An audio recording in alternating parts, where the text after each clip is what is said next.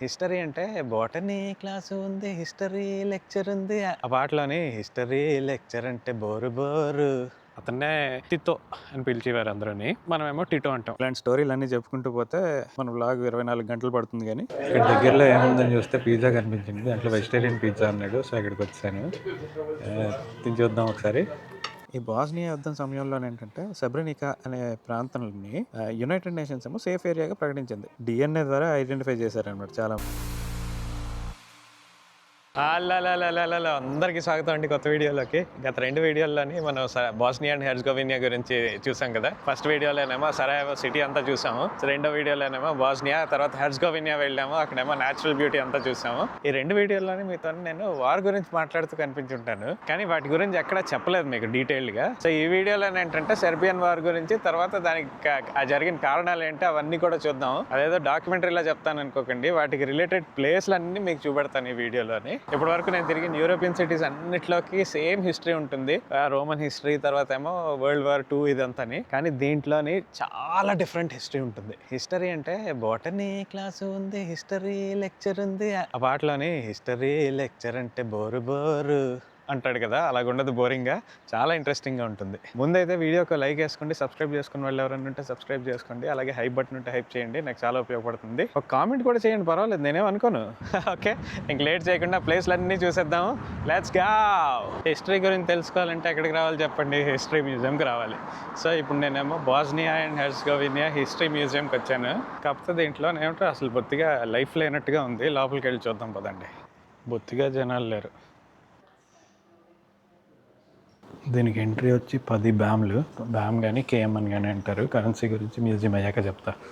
Bosnia war story అర్థం కావాలంటే ముందు యుగోస్లావియా స్టోరీ అర్థం కావాలండి. ఎందుకంటే ఒకప్పుడు బాస్నియా అండ్ హెర్జగోవినా ఒక సెపరేట్ కంట్రీ కాదు, మొత్తం అంతా యుగోస్లావియాలో ఒక పెద్ద ఫెడరేషన్లో భాగంగా ఉండేదన్నమాట. రెండో ప్రపంచ యుద్ధం తర్వాత జోసెఫ్ బ్రోజ్ అని ఒక లీడర్ ఉండేవాడు అనమాట. అతన్నే టితో అని పిలిచేవారు అందరూని. మనమేమో టిటో అంటాం, ఎందుకంటే దాన్ని TITO అని రాస్తారు. అతను యుగోస్లావియాకి లీడర్ అనమాట, బేసిక్గా డిక్టేటర్. యుగోస్లావియాలో అప్పుడు ఏంటంటే సెర్బ్స్, క్రోయాట్స్, బాస్నియాక్స్, తర్వాత స్లోవేనియన్స్, మెసడోనియన్స్ అండ్ మాంటెనిగ్రియన్స్, వీళ్ళందరూ కూడా ఉండేవారు అనమాట. టిటో కాలంలో ఏంటంటే అది మొత్తం ఒక యుగోస్లావియన్ ఐడెంటిటీ క్రియేట్ చేసి, ఆబ్వియస్లీ డిక్టేటర్ కదా, డిక్టేటర్ తర్వాత ఏమో కమ్యూనిస్ట్ కాబట్టి అందరినీ గట్టిగా ఉంచాడు. కానీ కమ్యూనిజం అంటే నార్మల్గా ఉండే కమ్యూనిజం కాదు, కొంచెం లిబరల్గా ఉండేవాడు అనమాట. అంటే ఫారిన్ నుంచి ఏమైనా అలౌ చేయొచ్చు, టీవీలు ఉంటాయి, ఫారిన్ మీడియా ఉంటుంది, టీవీలు అవన్నీ చూసాం కదా, అవన్నీ ఉంటాయి. అండ్ ఇక్కడ నుంచి ఫారిన్ వెళ్ళొచ్చు, ఫారిన్ నుంచి ఇక్కడికి అందరూ రావచ్చు. సో మొత్తం మీద కమ్యూనిస్ట్ అయినా సరే కొంచెం లిబరల్గా ఉండేవాడు అనమాట. అండ్ మన భారతదేశానికి టిటోకి ఒక యూనిక్ సంబంధం ఉంది. మన భారతదేశం అప్పుడు యుగోస్లావియాతో కలిసి కోల్డ్ వార్ సమయంలో నాన్ అలైన్డ్గా ఉండేదన్నమాట. అంటే ఇదర్ USSRకి లేదు, USAకి లేకుండా. కోర్స్ ఇండైరెక్ట్గా కొంచెం లైట్గా USSR వైపే ఇద్దరు మొగ్గు చూపారు కానీ, బట్ ఎనీవే అదంతా టిటో గురించి. కానీ టిటో 1980లో చనిపోయాడు అనమాట. ఆయన చనిపోయిన తర్వాత మరి యుగోస్లావియాలో ఇంతమంది ఉండేవారు కదండి, వీళ్ళందరూ ఎవరి మటుకు వాళ్ళు మాది మేమంటే మేమని కొట్టుకొని చచ్చారు. ఇప్పుడు first time Slovenia and Croatia మేము ఇండిపెండెంట్ అని డిక్లేర్ చేసుకున్నారు. ఆ తర్వాత బాస్నియా అండ్ హెర్జగోవినా. కానీ సెర్బియా ఉండేది. ఇక్కడ బేసిక్గా ఏంటంటే సెర్బియన్సే ఎక్కువ ఉండేవారు అనమాట. వాళ్ళేంటి, లేదు ఇదంతా కూడా మొత్తం మీద ఫుల్గా ఒక పెద్ద సెర్బియన్ స్టేట్ ఏర్పాటు చేయాలనేసి అనుకున్నారు. అక్కడి నుంచి నేను తర్వాత చెప్తాను నెక్స్ట్ మ్యూజియంకి వెళ్ళాక. కానీ టిటో ఏమో యుగోస్లావియన్ టైంలో అంతా బాగా చేశాడని నమ్ముతారు. అందుకే ఇక్కడ చూడండి, ఆ మ్యూజియం పక్కనే టిటో కెఫే కూడా ఒకటి పెట్టి ఉంచారు అనమాట. సో ఇక్కడ కావాలంటే మనం కాఫీ గీఫీ అన్ని తాగొచ్చు.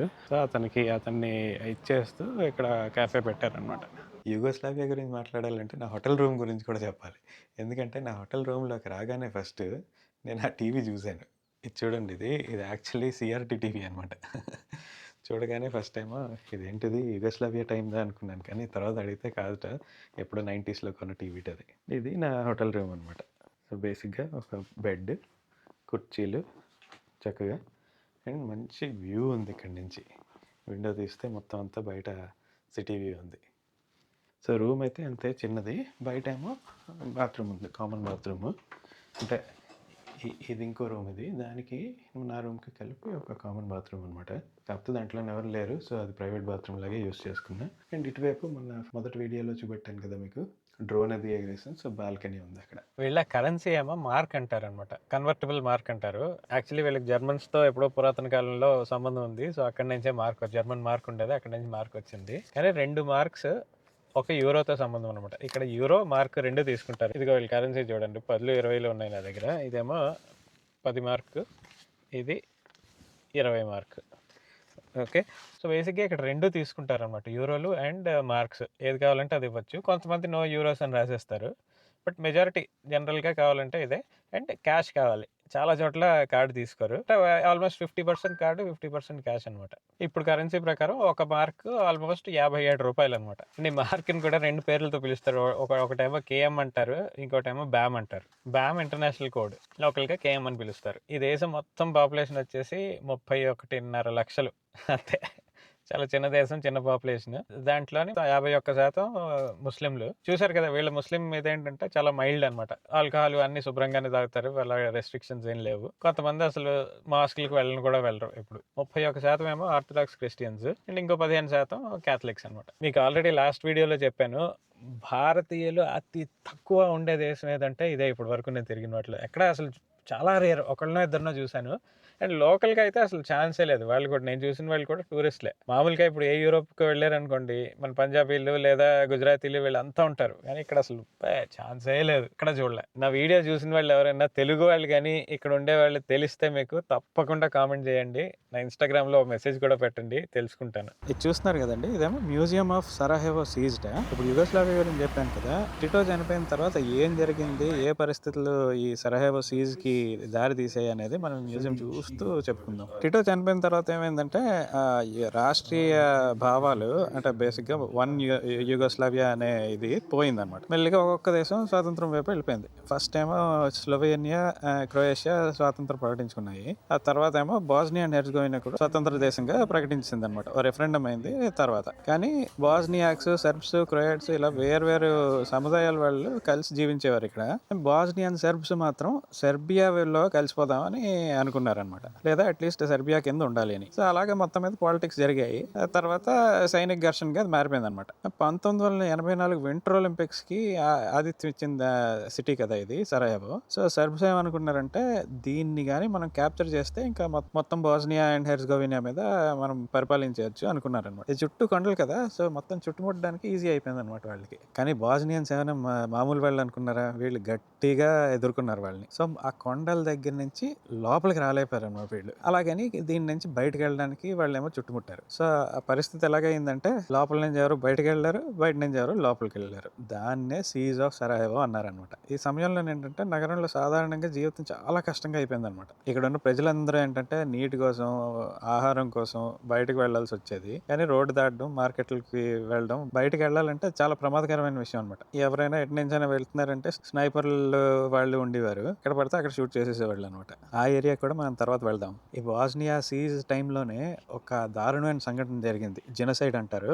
దాని గురించి నెక్స్ట్ నేను ఇంకో ప్లేస్కి వెళ్తున్నాను, అక్కడ మాట్లాడతాను. కానీ ఇక్కడ సరాయెవో కథ అయితే మాత్రం బేసిక్ గా ముట్టడి చేశారు. అలాగే ఇంగ్లీష్ లో సీజ్. ఈ మ్యూజియం లో కనిపించే వస్తువులు ఏంటంటే యుద్ధానికి సంబంధించినవి, తర్వాత ఆ టైంలోని ఎవరెవరు ఎన్ని కష్టాలు పడ్డారు అలాంటి స్టోరీలు అన్ని ఉన్నాయన్నమాట. ఫర్ ఎగ్జాంపుల్ ఒక స్టోరీ ఏంటంటే, ఎవరో పాపం కష్టపడి ఒక ట్రామ్ డ్రైవర్ గా ఉద్యోగం సంపాదించుకుంటే ఒక ఆవిడేమో పొద్దున్న వెళ్ళేసరికి ట్రామ్ కి ఇంకా ట్రామ్లు ఏమి నడవట్లేదు, మళ్ళీ ఎప్పుడు నడిస్తే అప్పుడు రా అని పంపించారు. ముందేమో వారం రోజుల్లో తిరిగి అంతా నార్మల్ అయిపోతుంది అనుకున్నారు, కానీ అది 4 సంవత్సరాలు పట్టింది మొత్తం. దీనికి అంతటికీ మెయిన్ కారణం ఏంటంటే, సెర్బియా ఆ టైంలో మొత్తం ఈ యుగోస్లావియా నుంచి విడిపోయిన దేశాలన్నీ గ్రేటర్ సెర్బియాగా ఉండాలి అని అనుకుంది. ఈ చిన్న దేశాలన్నీ కూడా మాకు ఇండిపెండెన్స్ కావాలి అనుకున్నాయి అనమాట.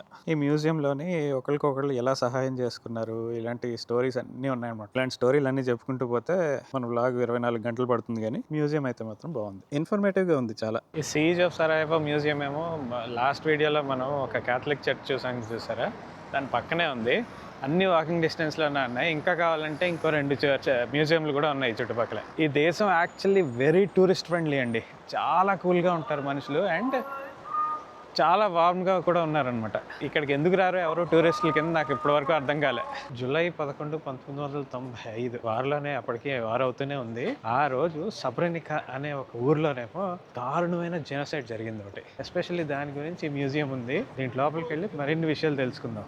ఈ బాస్నియా యుద్ధం సమయంలో ఏంటంటే సబ్రెనికా అనే ప్రాంతాన్ని యునైటెడ్ నేషన్స్ ఏమో సేఫ్ ఏరియాగా ప్రకటించింది. అంటే బాస్నియన్స్ అందరూ ఎవరైతే సర్బియన్ ఫోర్సెస్ ని తప్పించుకున్నారో వాళ్ళందరూ అక్కడికి వెళ్ళి ఉండొచ్చు అని. సర్బియన్ ఫోర్సెస్ కి యునైటెడ్ నేషన్స్ కి ఒక ఒప్పందం లాగా అక్కడికి ఎవరు వెళ్ళకూడదు అని. కానీ ఒక జనరల్ ఉండేవాడు రాట్కో మ్లాడిచ్ అని. అతను ఏం చేశాడంటే హై అగ్రిమెంట్ లేదు, ఏం లేదు, యుఎన్ లేదు, మనం అక్కడ కూడా వెళ్ళిపోదాం అనేసి ఆ ఏరియాని స్వాధీనం చేసుకున్నాడు. ఆ తర్వాత ఏమో ఫోర్సెస్ ఈ మహిళల్ని, తర్వాత పిల్లల్ని, తర్వాత ముసలి వాళ్ళని, వీళ్ళందరినీ సెపరేట్ చేశారనమాట. సో మగవాళ్ళందరూ ఒకవైపు, మగవాళ్ళు అంటే యూత్ లో ఉన్న మగవాళ్ళు కూడా, పిల్లలు కానీ మగవాళ్ళు, వాళ్ళందరినీ సెపరేట్ చేసి ఈ ఆడవాళ్ళు, ముసలి వాళ్ళు వీళ్ళందరినీ బస్సులు ఎక్కించేసి సెర్బియా వాళ్ళు కంట్రోల్ చేసే ఏరియాలకి బలవంతంగా పంపించారనమాట. సో వాళ్ళు ఏమనుకున్నారు, ఈ మగవాళ్ళందరూ అక్కడే ఉన్నారు, అక్కడేమో జైల్లో బంధించి ఉంటారు అనుకున్నారు. కానీ వాళ్ళు ఏం చేశారు, వాళ్ళందరినీ చంపేశారన్నమాట. చంపేసి అక్కడే పాతేశారు. ఆ విషయం అసలు ఎక్కడికి బయటకు రానివ్వలేదు. వారైనంత వరకు కూడా వాళ్ళు చనిపోయిన విషయం వీళ్ళెవరికి తెలియదు, వాళ్ళ కుటుంబాలకి. అప్పుడు ఏం జరిగిందని ఇన్వెస్టిగేట్ చేస్తే వాళ్ళందరినీ అక్కడే చంపేశారు అని తేలిందనమాట. అలా తవ్వకాల్లోనేమో చాలా శవాలు బయటపడ్డాయి. ఈ 8,000 మందిలో ఆల్మోస్ట్ ఒక 7,000 మందిని గుర్తించారు. అంటే ముందు 8,000 మంది మిస్సింగ్ అనుకున్నారు. సో 7,000 పోగా మిగతా 1,000 మంది ఇప్పటికీ కూడా ఏమయ్యారో ఎవరికి తెలియదు. వాళ్ళ బాడీలు బయటపడలేదు, వాళ్ళు ఏమయ్యారు అనేది ఎవరికి తెలియదు. ఆ శవాలు కూడా ఏంటంటే అవేమీ ఐడెంటిఫై చేసే పరిస్థితుల్లో లేవు. DNA ద్వారా ఐడెంటిఫై చేశారనమాట చాలా మందిని. సో మెల్లిగా అదంతా అయిన తర్వాత అప్పుడు ఓహో ఇది ఒక జెనోసైడ్ అని కోర్టులు అవన్నీ తేల్చి చెప్పాయి అనమాట. ఆ మిస్సింగ్ వాళ్ళ ఫోటోలు అన్నీ కూడా ఇక్కడ మ్యూజియంలో పెట్టారు. ఇదిగో ఈ పెద్ద హోటల్ చూస్తున్నారు కదండి, ఇది హోటల్ హాలిడే అని ఉంది. వార్ సమయంలో ఇది హాలిడే ఇన్ అనేవారు అనమాట. అప్పుడు అంటే దాని ముందు ఒలింపిక్స్ అప్పుడు కూడా ఇక్కడ చాలా యూస్ చేశారు. కానీ దీనికి వారికి సంబంధం ఏమిటంటే ఆ టైంలోని ఇంటర్నేషనల్ జర్నలిస్టులు అందరూ వచ్చి ఇక్కడే ఉండేవారట. అండ్ ఇక్కడ ఉంటే ఇలాగ మనం కానీ అటు వెళ్ళాం అనుకోండి, ఆ రోడ్లో అటువైపు, అక్కడ స్నైపర్ జాలీ అని ఉండేది. అక్కడికి ఇప్పుడు నెక్స్ట్ వెళ్ళి చూపెడతాను. అక్కడి నుంచి యాక్చువల్లీ అందరినీ షూట్ చేసేవారట ఎవరైనా ఇది ఉంటే. సో ఇది ఒక డేంజరస్ లొకేషన్లో ఉన్నా సరే జర్నలిస్టులు అందరూ ఇక్కడి నుంచే న్యూస్ బయటకి పట్టుకెళ్ళేవారు అనమాట. ఇప్పుడు ఈ హోటల్ని బాగా రీడెవలప్ చేశారు. అండ్ ఇక్కడ పక్కన చూడండి, పక్కనేమో ఇంకో పెద్ద డెవలప్మెంట్ కూడా వచ్చేస్తున్నారు. సో అభివృద్ధి అంటే అలా ఉండాలండి. 30 ఏళ్ళ కిందట, ఓన్లీ 30 ఏళ్ళ కిందట మొత్తం నాశనం అయిపోయింది. 30 ఏళ్ళలో చూడండి అంటే డెవలప్ అయిపోయింది అది. ఆ హోటల్ అక్కడ ఉంది కదండి, అక్కడ నుంచి కొంచెం దూరంలోనే స్నైపర్ జాలీ అని ఏదో ఏరియా అనమాట. బాస్నియన్ వార్ సమయంలో సరహేవో అని బాస్నియన్ సెల్ఫ్ ఫోర్సెస్ చుట్టుముట్టారు కదా, కొండల మీద అక్కడ ఉండేవారు. అవి కాకుండా ఇలాంటి బిల్డింగ్స్, పొడుగు బిల్డింగ్స్ ఉండాలి కాబట్టి ఇలాంటి బిల్డింగ్లోనే బస వేసేవారు అనమాట స్నైపర్లు. ఎందుకు, ఇక్కడ నుంచి ఎవరైనా సివిలియన్స్ వాళ్ళు రోడ్లు క్రాస్ చేస్తే ఎక్కడికైనా వెళ్ళరాని చోట్లకి వెళ్ళినా సరే ఇక్కడ నుంచి వాళ్ళని కాల్చి చంపేసేవారు. ఎవరు అక్కడికి వెళ్ళకూడదు అని రూల్ పెట్టారు. రూల్ని ఉల్లంఘించి ఎవరైనా వెళ్ళారు అంటే వాళ్ళని ఇక్కడ నుంచి షూట్ చేసేవారు అనమాట. ఏదైనా తిండి తెచ్చుకోవడానికి కానీ, లేదా పనికి కానీ, లేదా హాస్పిటల్కి కానీ వెళ్ళాలి అంటే ఇక్కడ నుంచి మంచి వాంటేజ్ పాయింట్ అనమాట. ఇక్కడ నుంచి ఫుల్ మొత్తం అంతా వ్యూ ఉండేది. దడ కాల్చేవారు. చూడండి పొడుగు బిల్డింగ్స్ మీద బుల్లెట్ మార్క్స్ ఇంకా అలాగే ఉన్నాయన్నమాట. అంటే వీళ్ళ మీద కూడా తర్వాత షూట్ చేశారు కదా. వీళ్ళ హిస్టరీని మర్చిపోకూడదు అనుకుంటారండి. ఎందుకంటే అది బాధ అయినా సరే దాని నుంచి వీళ్ళు చాలా నేర్చుకున్నారు. అందుకే చూడండి ఇక్కడేమో కిందేమో అంత మోడర్నైజ్ చేశారు, కానీ పైన మాత్రం అలాగే ఉంచారు, as long as it is safe. ఇది మోస్టార్లో అండి. మోస్టార్లో కూడా వార్ తాలూకా ఇది ఉన్నాయి చూడండి. ఆ బిల్డింగ్లు అవి పాడైపోయిన అలాగే ఉంచారు ఇప్పటి వరకు. దీన్ని మర్కాలే మార్కెట్ అంటారండి. ఇప్పుడంటే ఇది కళకళలాడుతూ ఇలాగ ఉంది, కానీ ఇక్కడ సీజ్ టైంలోని 2 పెద్ద మోటార్ షెల్లులు పడ్డాయి. ఫిబ్రవరి 5, 1994లో ఒకటి, ఆగస్టు 28, 1995లోని ఇంకొకటి అనమాట. ఆ రెండోది పడడంతో అప్పుడు యాక్చువల్లీ దాన్ని ఇంపాక్ట్ బాగా అయ్యి ఇంటర్నేషనల్ ప్రెషర్ అది వచ్చిందనమాట. నేటో యాక్షన్ ఏమో ఇంటెన్సిఫై అయింది. ఇది ఒక టర్నింగ్ పాయింట్ లాంటిది అనమాట. అందుకే ఇక్కడికి వచ్చాను. ఇప్పుడు చూసారు కదా, ఇక్కడేమో మొత్తం అంతా కూడా ఫ్రూట్స్, వెజిటబుల్స్ ఇలాంటివన్నీ అమ్ముతున్నారు. అండ్ దీన్ని యునెస్కో వాళ్ళు కూడా రికగ్నైజ్ చేశారనమాట. దీంతో పాటు ఇంకోటి ఇండోర్ మార్కెట్ ఒకటి ఉంటుంది. ఆ రెండు కలిపి యునెస్కో వాళ్ళు రికగ్నైజ్ చేశారంట. అదేమి వరల్డ్ హెరిటేజ్ సైట్ కాదు. అంత ధ్వంసం అయిపోయిన తర్వాత కూడా మళ్ళీ వీళ్ళు రీబిల్డ్ చేసుకొని అదే ప్లేస్ లో అన్ని మార్కెట్లో అన్ని పెట్టారనేసి రికగ్నైజ్ చేశారనమాట. ఇప్పుడు నా వెనకాతలు చూస్తున్నారు కదండి, అదే ఎయిర్పోర్ట్ అనమాట. ఇక్కడిది ఆ ఎయిర్పోర్ట్ అండ్ రన్వే అది. కాకపోతే అది చూపెట్టడానికి రాలేదు. ఇప్పుడు చూసారనుకోండి, వెనకాతలు ఒక బిల్డింగ్ లాగా ఉంది చూసారా ఇటువైపు, అది యాక్చువల్లీ ఒక టన్నెల్ అనమాట. మ్యూజియం అది. ఇప్పుడు ఒకప్పుడు అది టన్నెల్ ఆఫ్ హోప్ అని ఉండేది. అది బేసిక్గా ఏంటి అనేది అక్కడికి వెళ్ళి చెప్తాను పదండి. ఈ సరహేవో సిటీ సీజ్‌లో ఉన్నప్పుడు ఏంటంటే బయట నుంచి లోపలికి, లోపల నుంచి బయటికి ఎవ్వరూ వెళ్ళడానికి ఉండేది కాదు. ఈ మ్యాప్ చూడండి. మ్యాప్‌లోని చూసారనుకోండి ఇవన్నీ ఎర్రగా ఉన్నదంతా సెర్బియన్ ఫోర్సెస్ అనమాట. మధ్యలోనే ఒక ఎయిర్‌పోర్ట్ ఉంది.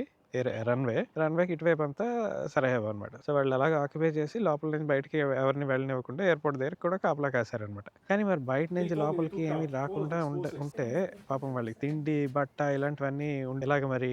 సో, వీళ్ళేం చేశారంటే కొంతమంది కలిసి ఒక 800 మీటర్ల టన్నెల్ ఒకటి తవ్వారు. ఎయిర్‌పోర్ట్ రన్‌వే కింద నుంచి అనమాట. అది చేత్తోనే తర్వాత పారలు ఇలాంటి మాన్యువల్ టూల్స్ వాడి తవ్వి 1 మీటర్ విడ్త్ ఉంటుందది. అది తవ్వేసి దాంట్ లోపల నుంచేమో మొదటేమో ఫుడ్డు అలాంటివన్నీ అవసరమైన సామాగ్రిలు ఇలాంటివన్నీ పట్టుకెళ్ళేవారు. ట్రాన్స్‌పోర్ట్ చేసేవారు. మెల్లిగా మనుషుల్ని కూడా ట్రాన్స్‌పోర్ట్ చేయడం మొదలెట్టారనమాట. ఇది 1993లోని కట్టారు. ఈ వార్‌లోనేమో వాళ్ళకొక హోప్ ఇచ్చిందనమాట. అందుకే దీన్ని టన్నెల్ ఆఫ్ హోప్ అంటారు. లేదా టన్నెల్ ఆఫ్ సాల్వేషన్ అని కూడా అంటారు. కానీ ఆ సమయంలో పెద్ద లైఫ్ లైన్ అనమాట ఇది. ఇప్పుడేమో మనకిది 25 మీటర్లు ఓపెన్ చేశారు వెళ్ళడానికి. ఇప్పుడు చూస్తుందంతా కూడా టన్నెల్ లోపలనమాట. ఒరిజినల్‌గా ఇది 800 మీటర్లనమాట. అదండి సంగతి. 30 ఏళ్లలోని అలాంటి పరిస్థితి నుంచి చూడండి మోడర్న్‌గా ఎలాగయ్యారు, అంత డెవలప్ అయ్యారు. చాలా గ్రేట్ కదా అది. ఇవాళ నేను పొద్దున్న బ్రేక్‌ఫాస్ట్ లేదు, మధ్యాహ్నం లంచ్ లేదు.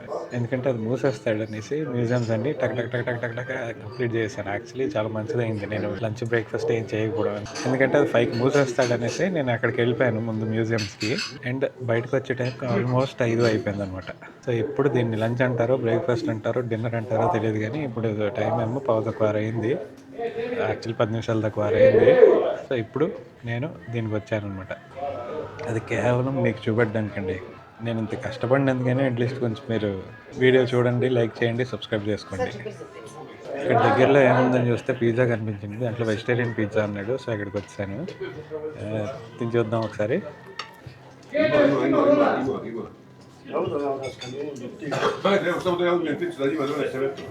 బాగానే ఉంది యాక్చువల్లీ. ఆలివ్స్ అవి వేశాడు, మంచి కూరలు అవి ఉన్నాయి, టొమాటో ఆబ్వియస్లీ ఉంది. డీసెంట్. బాస్నియాలో పిజ్జా డీసెంట్. ఎనీవే ఈ దేశం అయితే మాత్రం నాకు చాలా నచ్చింది. ఇలా తిరుగుతుంటే తెలుస్తుంటాయండి ప్రపంచంలో ఎన్ని బ్యూటిఫుల్ దేశాలు ఉన్నాయో. ఒక 2 వీడియోల కిందటే మనం పోలాండ్లో ఒక ఊరికి వెళ్ళాం చూసారా, ఆ పేరు అసలు కూడా వినలేదు నేను ఎప్పుడు. కానీ అంత బాగుంది అది. ఈ దేశం అసలు బ్యూటిఫుల్ అంటే బ్యూటిఫుల్. మనుషులు అయితే మాత్రం చాలా చాలా కూల్ అండి బాబు. నా ఫ్లైట్ ఏమో 9 గంటల ఉంది, ఇప్పుడేమో 6 అయింది. తినేసి ఎయిర్పోర్ట్కి వెళ్ళిపోవడం, పక్కనే ఎయిర్పోర్ట్. అందుకే ఈ మ్యూజియం లాస్ట్కి పెట్టుకున్నాను అనమాట నేను. ఓకే, సో మళ్ళీ నెక్స్ట్ వీడియోలో కలుద్దాం. అది ఎప్పుడు ఎక్కడ ఏమిటి అనేది నాకు తెలియదు. కానీ అప్పటి వరకు